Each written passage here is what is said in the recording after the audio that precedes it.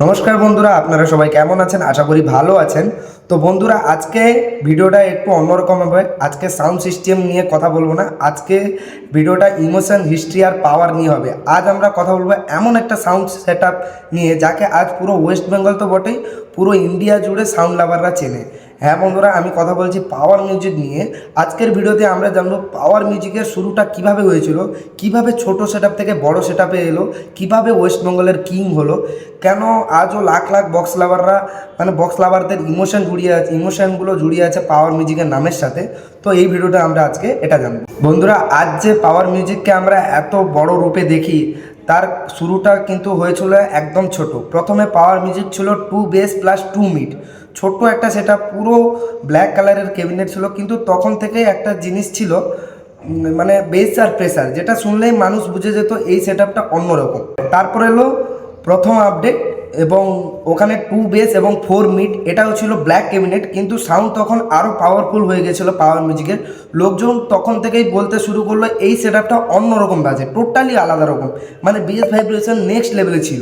তারপর power music বানালো 4 base plus 5 mid. এই সেটআপটা ছিল হোয়াইট কালার ক্যাবিনেট। এটা ছিল পাওয়ার মিউজিকের স্টিল, হোয়াইট বলতে স্টিল কালার ক্যাবিনেট ছিল। এটা ছিল পাওয়ার মিউজিকের একটা বড় আপগ্রেড। সাউন্ড প্রেসার তখন অনেক বেড়ে গেল। তো যখন এই নতুন নতুন ক্যাবিনেট পর যত বাড়ানো শুরু করলো, সাউন্ড আর প্রেসার দুটোই বাড়তে শুরু করলো, তখন মেদিনীপুরের মানুষরা জানতো ভাইব্রেশন আর বেস। সেটাপে মোটামুটি ভাইব্রেশন বেস ঠিকঠাক থাকলে মেদিনীপুরের মানুষরা ওইটাকে বেশি এনজয় করতো, ওই সেটআপটাকে নিয়ে।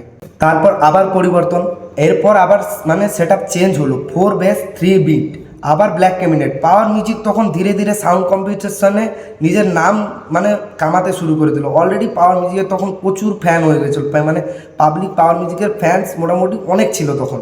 তারপর আরেক আপডেট, এরপর এলো 5 বেস প্লাস 4 মিড। এই সেটআপটাও ছিল হোয়াইট ক্যাবিনেট। তখন থেকেই পাওয়ার মিউজিক সাউন্ড নিয়ে চারদিকে আলোচনা শুরু হয়ে গেছিলো পাওয়ার মিউজিককে নিয়ে, যে আমাদের পুজো হবে, এখানে পাওয়ার মিউজিককে চাই, এরকম একটা গুজব উঠে গেছিলো।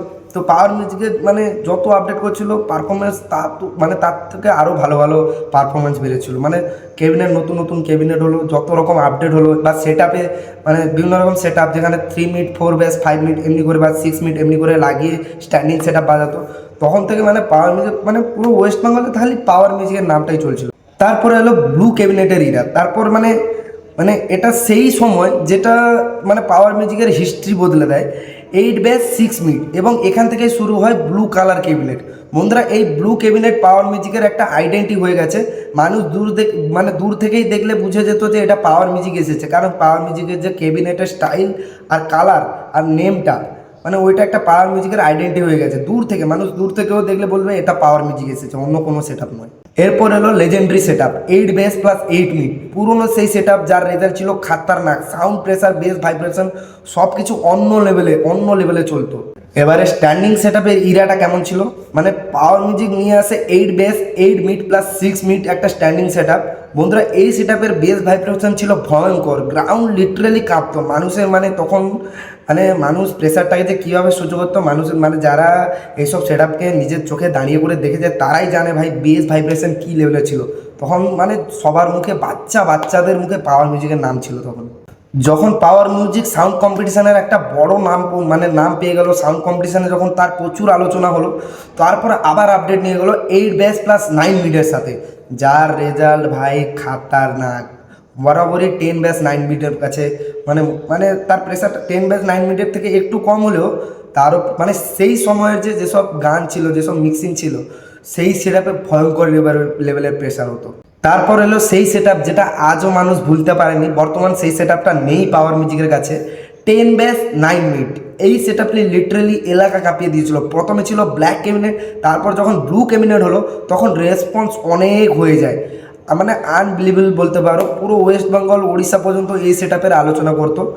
এই সেটআপটাকে যত লোক ইউটিউবে বা নিজের চোখে দেখতো, এই সেটআপটাকে বলতো এই সেটআপটা পাওয়ার মিউজিকের এমন একটা সেটআপ যে কোনো সেটআপের দম নেই যে এই সেটআপটাকে টক্কর দিয়ে দিতে পারবে।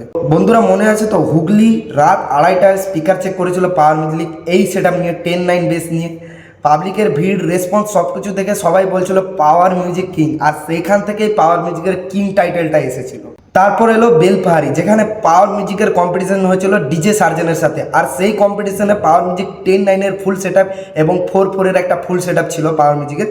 তো ওইখানে পাওয়ার মিউজিক যেভাবে মানে বেস ভাইব্রেশন বের করছিল ভাই, সেইভাবে মানে সেই লেভেলে পাওয়ার মিউজিকের কোনো সেট আজ পর্যন্ত বের করতে পারেনি।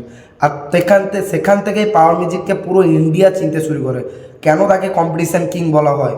তারপর বন্ধুরা রুল চেঞ্জ হয়ে গেল। পূর্ব মেদিনীপুরের রুল অনুযায়ী 4 ব্যাস প্লাস 4 মিড সেট তৈরি করা হয়। সমস্ত সেট 4+4 মিড মানে 4 ব্যাস 4 মিড তৈরি করে 32 স্পিকারের মধ্যে। তারপর হলো 32 স্পিকারের মানে 18 ইঞ্চ 18 মিড, তোমাকে এর থেকে বেশি মানে বড় স্পিকার তুমি লাগাতে পারবে না। তখন পাওয়ার মিউজিক সাউন্ড কম্পিটিশানে একটা দাপট দেখাচ্ছিল। পাওয়ার মিউজিকের মানে যে সেট আপই আসুক না কেন, প্রেসার ভাইব্রেশন নেক্সট লেভেলের। তার উপরে পাওয়ার মিউজিকের মেন জিনিস যে ছিল পাবলিক সাপোর্ট, মানে পাওয়ার মিউজিক ভালো বাজুক বা খারাপ বাজুক, পাবলিক তাকে সাপোর্ট করতো সবসময়। আর পাওয়ার মিউজিক সেই সাপোর্টের জন্য আরও নিজেকে ইমপ্রুভ করেছে। তারপর আবার রুল চেঞ্জ হয়ে গেলো, মানে 32টা স্পিকারেই থাকতো, কিন্তু 18 ইঞ্চি ব্যাস বা 15 ইঞ্চি মিড তুমি লাগাতে পারবে, তার থেকে বেশি লাগাতে পারবে না। তারপর পাওয়ার মিউজিক নিয়ে আসে পপ ব্যাস। তখন পপ ব্যাস মানে সবার প্রথম আমরা যতটা জানি বি ক্যাবিনেটে পপ বেস তৈরি হয়েছিল, তো পাওয়ার মিউজিকও নিজের পপ বেস তৈরি করেছিল। সেখানে পপ বেসের মানে এই যে এতগুলো সেট আপ আরসিএফ টাইপের বা কার্ভস টাইপের এতগুলো সেট আপ পাওয়ার মিউজিক ছিল, তার মধ্যে সবথেকে যে বেটার রেজাল্ট মানে বেটার বেস ভাইব্রেশনটা পেয়েছিল পাওয়ার মিউজিক 4 ব্যাস 4 মিডে। প্রেসার এত ছিল যে অন্য কোনো সেটা পাওয়ার মিউজিকে তখন টক্কর দিতে মানে হিমশিম খেয়ে যেত। ভালো বাজাতো অন্যান্য সেটা, কিন্তু পাওয়ার মিউজিক যখন বাজতো তখন ভাই পাওয়ার মিউজিক আলাদা লেভেলে। পাবলিকের মনে পাওয়ার মিউজিকের ক্রেজ আলাদাই লেভেলে ছিল। পাবলিক তখন পাওয়ার মিউজিকের আরও একটা টাইটেল বলো, পাওয়ার মিউজিক যেখানে বাজবে আগুন সেখানে লাগবে, মানে সেখানে পাওয়ার মিউজিক যেখানে বাজবে সেখানে আগুন জ্বলবে, এরকম একটা টাইটেল এসেছিল। তারপরে পাওয়ার মিউজিকের এলো ডাইনামিক মিড সেট আপ। এরপর 4 ব্যাস 4 ডাইনামিক মিড এলো। সাউন্ড তখন আরও ক্লিন আরও পাওয়ারফুল, মানে পপ বেসে অলরেডি বেস প্রচুর হয়, তার মধ্যে ডাইনামিক মিড ছিল। ডাইনামিক মিডে কি ভোকাল আর বেস দুটো একদম ক্লিয়ার। ডাইনামিক মিডের যদি বলা হয় ডাইনামিক মিডের মতো মানে ভোকালটা কোনো মিড দিতে পারেনি এখন পর্যন্ত। আর ডুয়েল পপ ব্যাস সেট আপ, তারপর হলো ডুয়েল পপ ব্যাস সেট আপে 4 ব্যাস 4 মিড, এবং এই সেট আপ দিয়ে পাওয়ার মিউজিক পুরো সাউন্ড সিস্টেম সেন্সকে রাজত্ব করেছিল। মানে পুরো সাউন্ড সিস্টেম যে সেন্সটা ছিল, মানে যত পুরো এলাকায় উড়িষ্যা, ঝাড়খণ্ড বা ওয়েস্ট বেঙ্গল, পাওয়ার মিউজিক সেই ডবল সেট আপ দিয়ে পুরো এলাকাটায় রাজত্ব করেছিল। চারদিকে ডিমান্ড, প্রোগ্রাম হলে যে কোনো প্রোগ্রাম, যে কোনো অনুষ্ঠান, যে কোনো মানে অনুষ্ঠান বলতে পুজো পার্বণ বা রোড শো, পাওয়ার মিউজিককে আনতেই হবে। পাবলিকের ডিমান্ড তখন প্রচুর ছিল।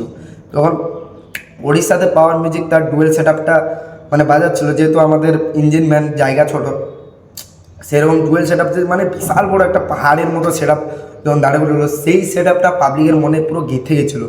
আর সেখান থেকে অনেক পাবলিক বলছিল ডবল সেট আপ, কিন্তু আমরা জানি কেমন কি স্পিকার কাউন্টিং হয়, কখনো সেট আপ কাউন্টিং হয় না। তো লেটেস্ট সেট আপের আরেকটা কথা বলি, লেটেস্ট সেট আপের যে 3 ব্যাস 2 মিডটা আছে, বন্ধুরা ভাবো মানে সময়ের সাথে সাথে পাওয়ার মিউজিক নিজেকে কতবার আপডেট করেছে। আগে ছিল হামিং বেস কিং, এখন হয়ে গেছে ইডিএম কিং, মানে দুটো মিশিয়ে হামিং বেস সাথে ইডিএম, মানে যেখানে যেরকম দরকার কমিটি দাদাদের যেরকম মানে যেরকমভাবে পাওয়ার মিউজিককে চালনা করতে বলে পাওয়ার মিউজিক সেরকমভাবে চালনা করবে, কোনো প্রবলেম হবে না। পাওয়ার মিউজিক এখন ইডিএমও ভালো বাজায়, হামিং বেসও ভালো বাজায়। আর আজ মানে ডিজের জগতে, সাউন্ড সিস্টেমের জগতে, যেখানে একটা সেট আপ একদিনে এক জায়গায় কি 2 জায়গায় ভাড়া কাটে, সেখানে পাওয়ার মিউজিক 4-5 জায়গায় ভাড়া কাটে, কারণ তার কাছে অনেকগুলো সেট আপ আছে। স্টেজ প্রোগ্রাম শুরু করো বা বক্স কম্পিটিশানের যে সেট আপগুলো সেগুলো, বা ডিজে প্রোগ্রাম মানে নর্মাল যে এমনি দাঁড়িয়ে করে বাজাবে ছোটোখাটো, সব ধরনের সেট আপ আছে তার কাছে। তাই তো আজ ওয়েস্ট বেঙ্গলে একটা ছোট ছেলেকে জিজ্ঞেস করলে যদি বলে ডিজে, মানে সে যদি ডিজে লাভার হয়, তাকে একটাই কথা বলবে যে ওয়েস্ট বেঙ্গলের কিংকে, তাহলে সে বলবে পাওয়ার মিউজিক। কারণ এটা শুধু একটা সাউন্ড সিস্টেম না, এটা একটা ইমোশন বটে, হিস্ট্রি বটে, পাওয়ারও বটে। যে পাওয়ার মিউজিক যে তার নিজস্ব পাওয়ারটা দেখিয়েছে পাবলিককে, সেটা ভাই মানতেই হবে। মানে কোনো সেট আপ আজ পর্যন্ত এতভাবে আপডেট হয়নি, এবং কোনো সেট আপ আজ পর্যন্ত এতটা মানে কী বলে ডেভেলপ হয়নি, মানে নিজেকে এত ইমপ্রুভ করেছে। মানে পাওয়ার মিউজিকের সাকসেসের যদি তুমি লিস্ট দেখো, ভাই লিস্ট শেষ করতে পারবে না, প্রচুর মানে এত জায়গায় পাওয়ার মিউজিকের নাম আছে। এখন বর্তমান পুরো ইন্ডিয়া জুড়ে পাওয়ার মিউজিকের নাম আছে। তো বন্ধুরা লাস্টে আমি একটাই কথা বলবো, যদি তোমরা পাওয়ার মিউজিকের ফ্যান হও তাহলে কমেন্ট করে লিখো পাওয়ার মিউজিক ফর এভার। আমি কমেন্টে এটাই দেখতে চাই যে পাওয়ার মিউজিক ফর এভার। আর এই ভিডিওটা ভালো লাগলে তোমরা শেয়ার করো এবং তোমার ডিজে লাভার বা বক্স লাভার বন্ধুদের সাথে শেয়ার করো। এবং চাইলে তোমরা যদি চাও, আমি হিন্দিতে অনেকজন কমেন্টে বলেছে দাদা তুমি হিন্দিতে ভিডিও বানাও, তো আমার হিন্দিটা তেমন একটা ভালো হয় না। আমি যদি নর্মালি কথা বলি মানুষের সাথে হিন্দি ভালো পারি, কিন্তু ক্যামেরার সামনে এতটা হিন্দি ভালো হয় না, তো আমি ভিডিও বানাইনি। তবুও চেষ্টা করবো তোমাদের জন্য পরের কোনো ভিডিওতে হিন্দিতে মানে ভিডিও বানানো। এবং তোমরা এমনি আমাকে সাপোর্ট যতটুকু করেছো ততটুকুতেই আমি খুশি। তো আরও সাপোর্ট করে থাকো, আমার চ্যানেলটাকে সাবস্ক্রাইব করে দাও, 1K কমপ্লিটও করে দাও। এটা তোমাদের কাছে আমার মানে আশা একটা বলতে পারো। তোমরা যত সাপোর্ট করবে আমি তত ভালো ভিডিও বানাবো। তো আজকের জন্য এইটুকুই, পরে আবার কথা হবে নেক্সট ভিডিওতে। ধন্যবাদ।